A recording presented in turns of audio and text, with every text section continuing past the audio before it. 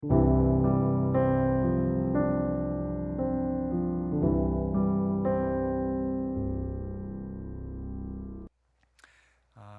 본문은 우리가 잘 아는 대로 사도 바울의 신앙 고백입니다.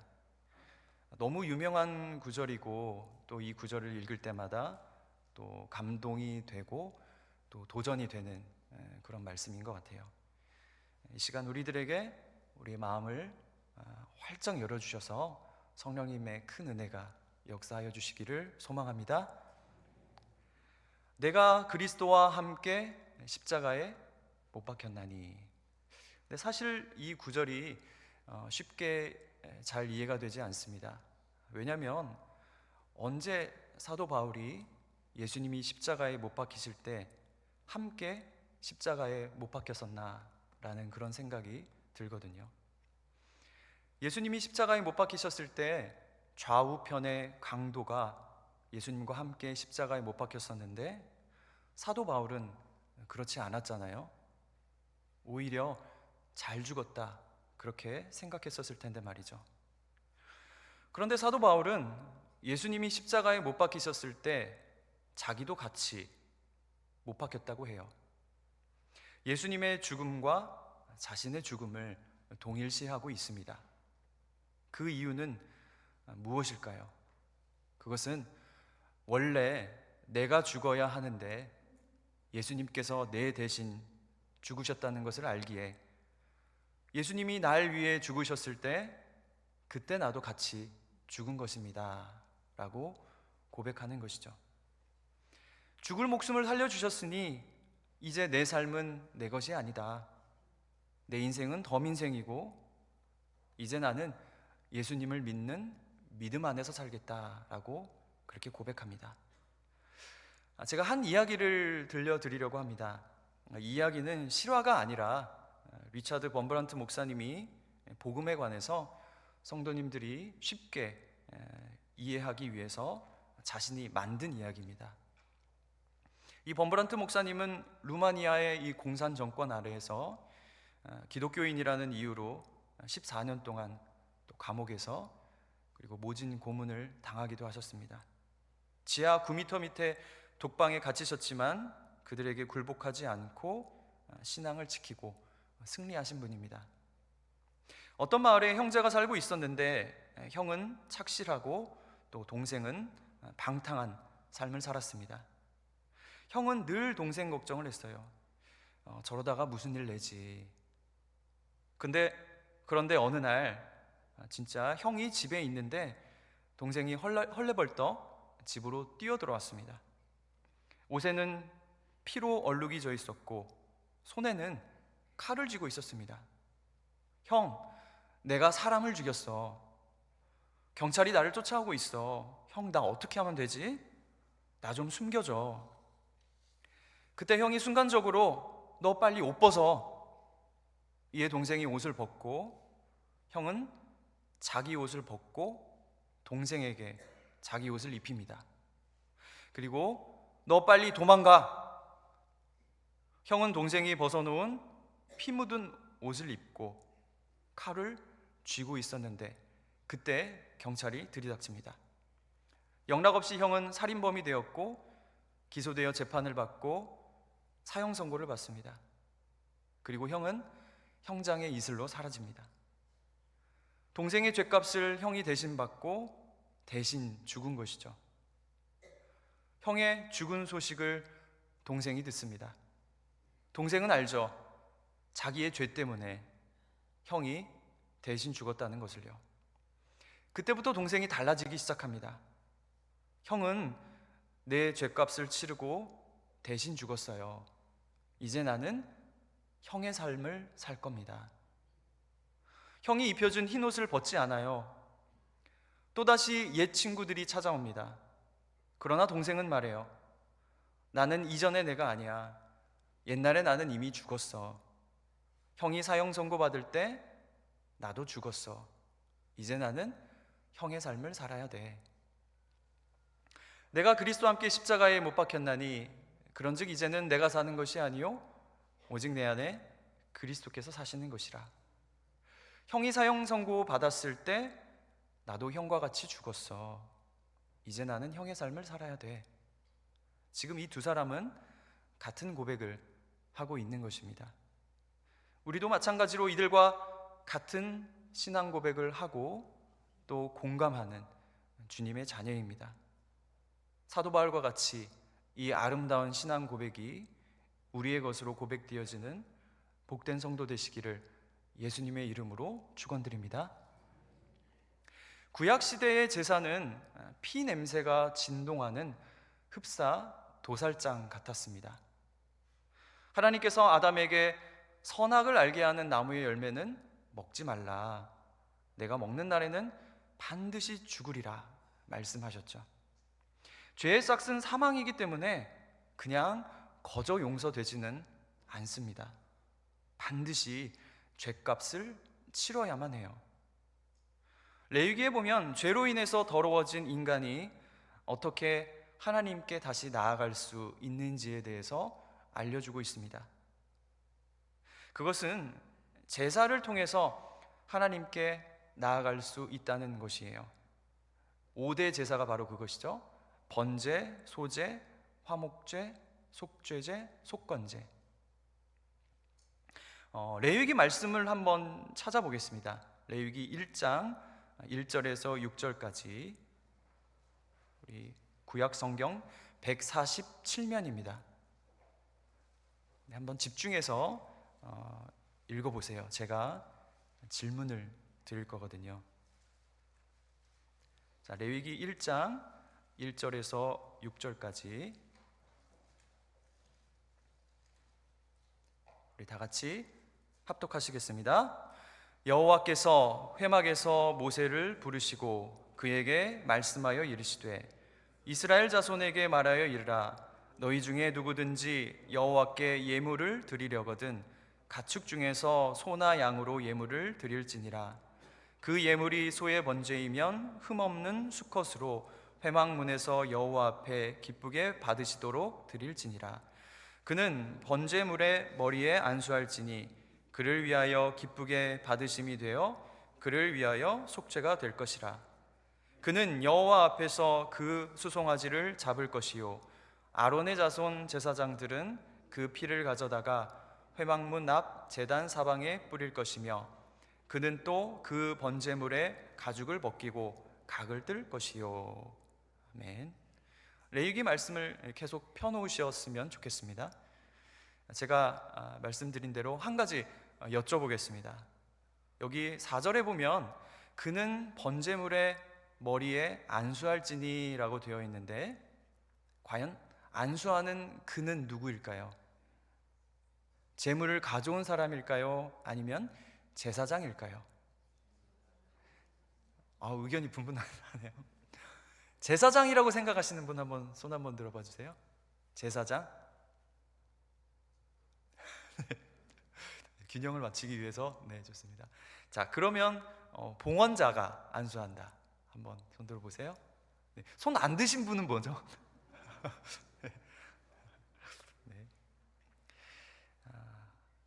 그렇습니다. 의견이 더 많으신데 4절의 그는 봉헌자입니다. 제사장이 아니에요.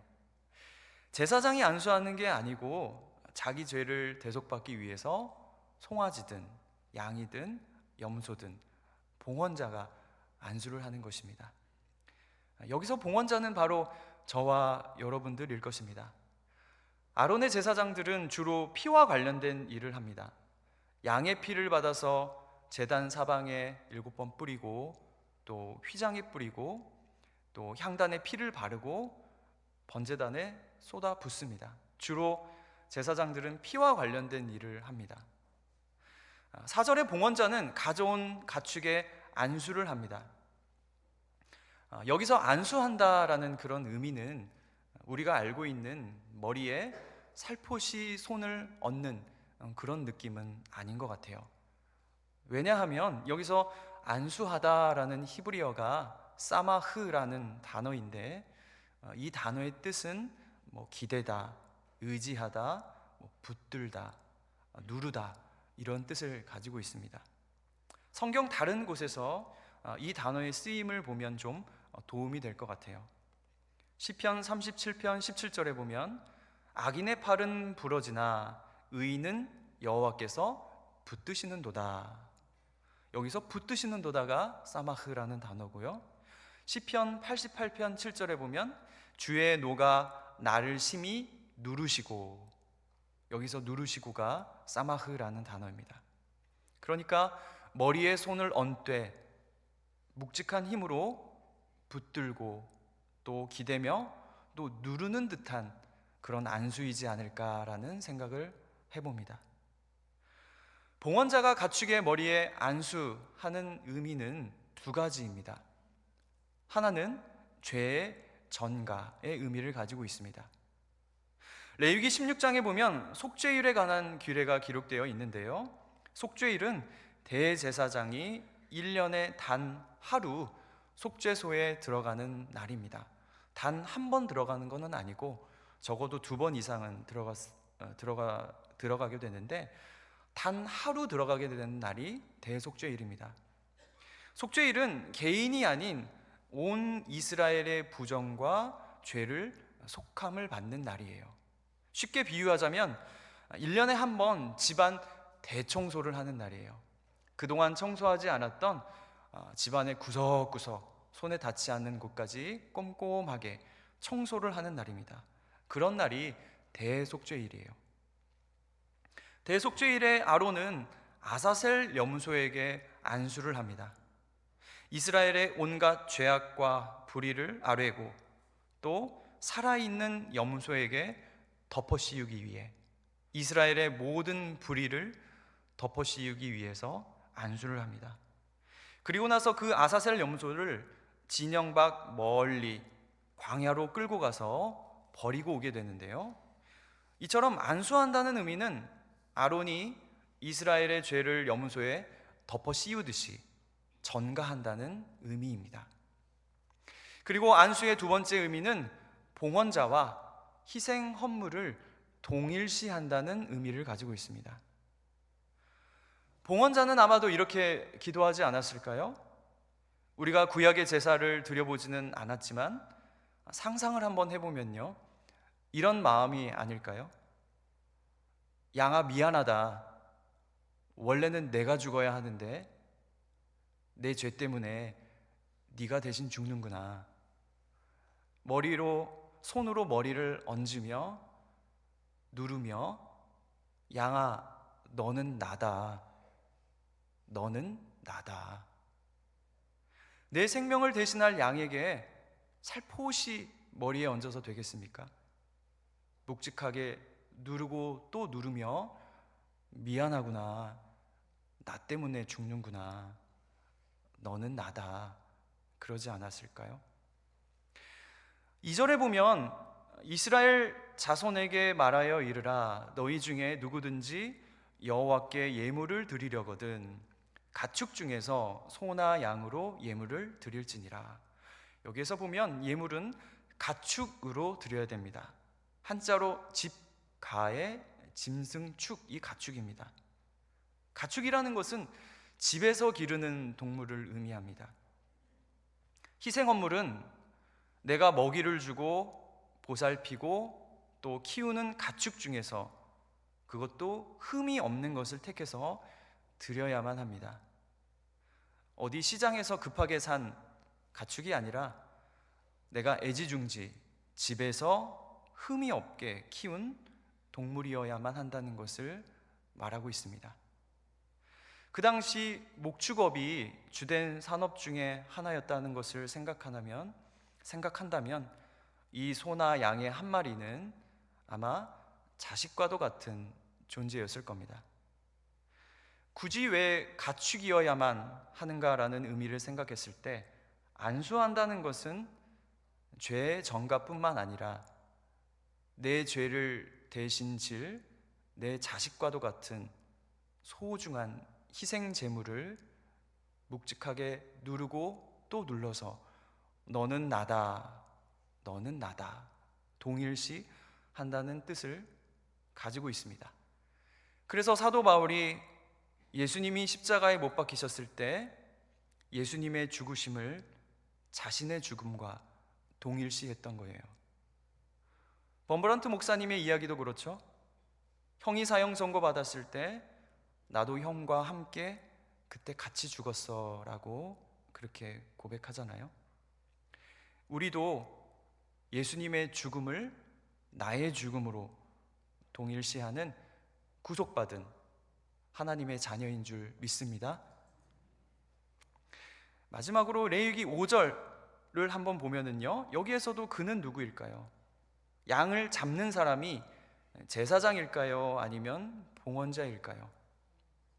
봉헌자입니다. 이제 공부를 하셨으니까.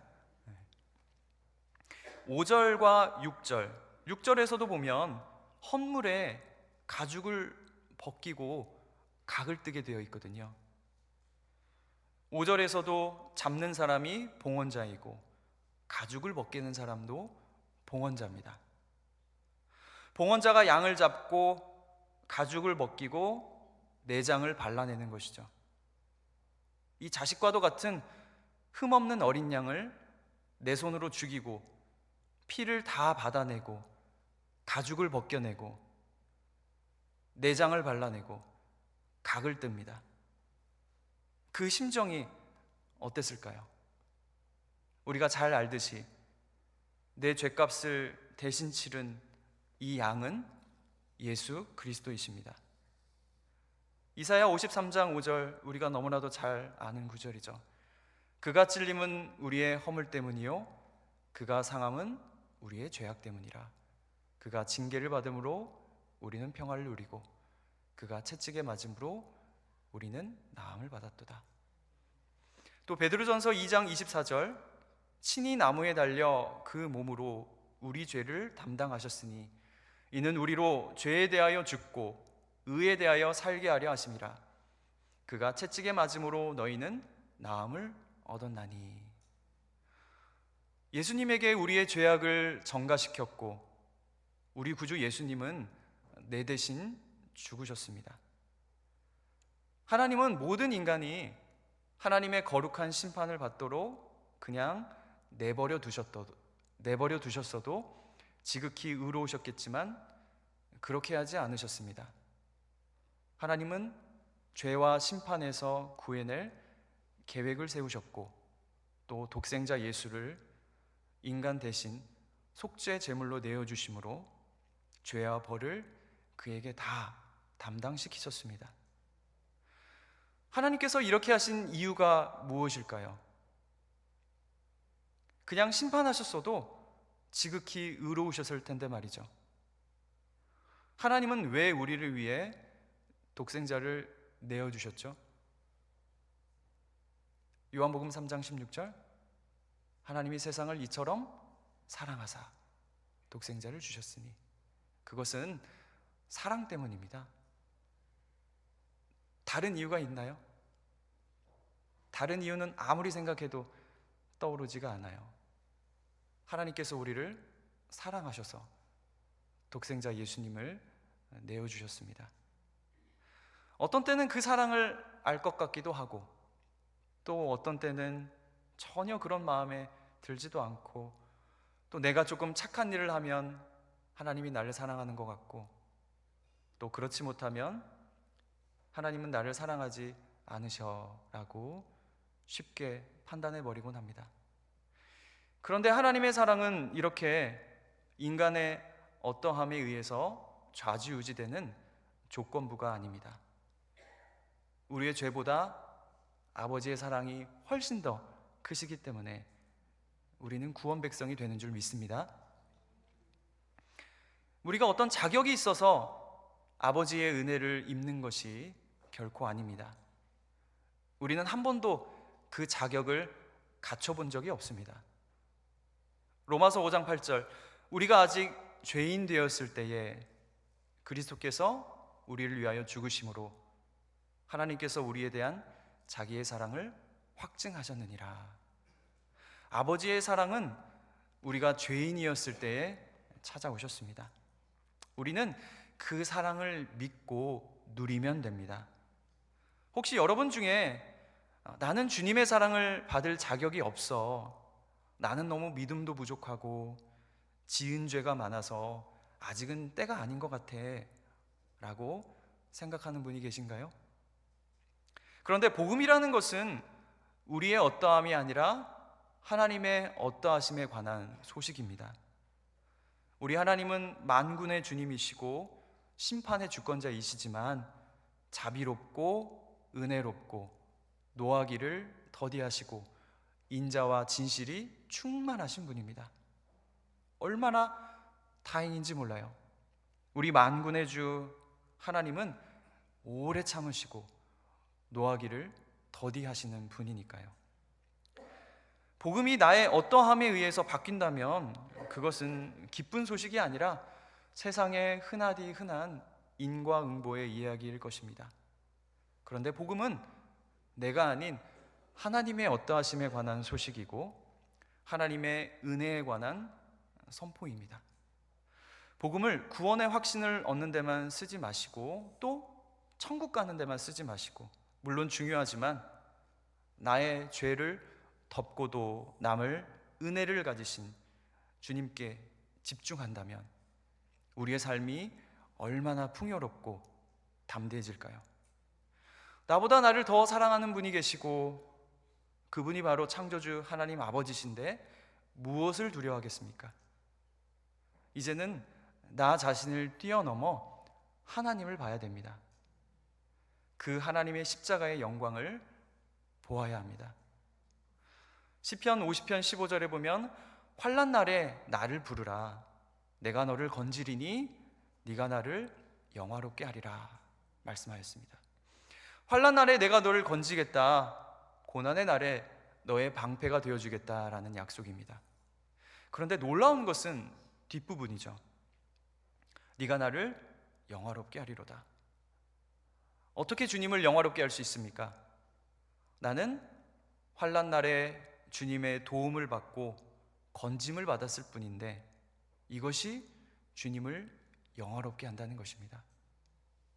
내가 주님을 위해 또 교회를 위해 큰 일을 해도 주님께서 영광을 받으시겠지만 이것만 알면 안 됩니다.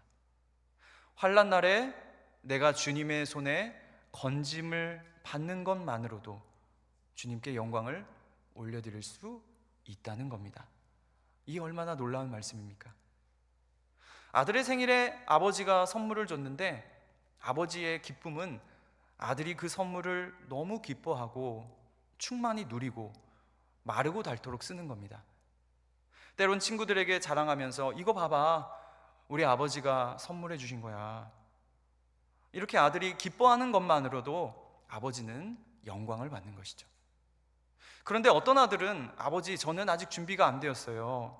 선물은 고맙지만 나중에 받을게요. 이 아들은 아버지가 어떤 분인지 모를 뿐더러 오히려 아버지에게 슬픔을 주고 있는 겁니다. 영생은 믿고 천국 가는 게 다가 아니고, 물론 중요하지만 그게 다가 아닙니다. 요한복음 17장 3절에서도 말씀하셨듯이 영생은 곧 유일하신 참 하나님과 그가 보내신 자 예수 그리스도를 아는 것이다 라고 말씀하셨습니다. 영원한 생명이라는 것은 예수님을 아는 겁니다. 우리의 삶 가운데 주님과 동행하면서 어려운 일이 있을 때 주님의 뜻을 묻고 또 기쁠 때나 슬플 때나 주님을 찬양하고 주님을 알아가는 것, 그것이 바로 영생입니다. 복음은 믿고 천국 가는 것이 다가 아니에요. 그래서 존 파이퍼 목사님은 이렇게 말합니다. 그 천국에 하나님이 안 계신다면 천국에서 과연 행복하겠느냐라고 반문합니다. 우리가 천국에 가려는 이유가 그곳에 우리의 주님이 계시기 때문이 아니겠습니까? 예수님이 십자가에서 우리의 죄를 지시고 죽으신 이유는 무엇이죠? 베드로전서 3장 18절에 보면 그리스도께서도 단번에 죄를 위하여 죽으사 의인으로서 불의한 자를 대신하셨으니 이는 우리를 하나님 앞으로 인도하려 하심이라. 우리를 하나님 앞으로 인도하려고 예수님은 십자가의 길을 택하셨습니다. 하나님 앞으로 인도하려 하심이라는 것은 죄로 인해 끊어진 관계를 회복시킨다는 의미예요. 복음은 단지 사람들을 천국으로 인도하는 수단뿐만 아니라 사람들을 하나님께로 인도하는 수단입니다.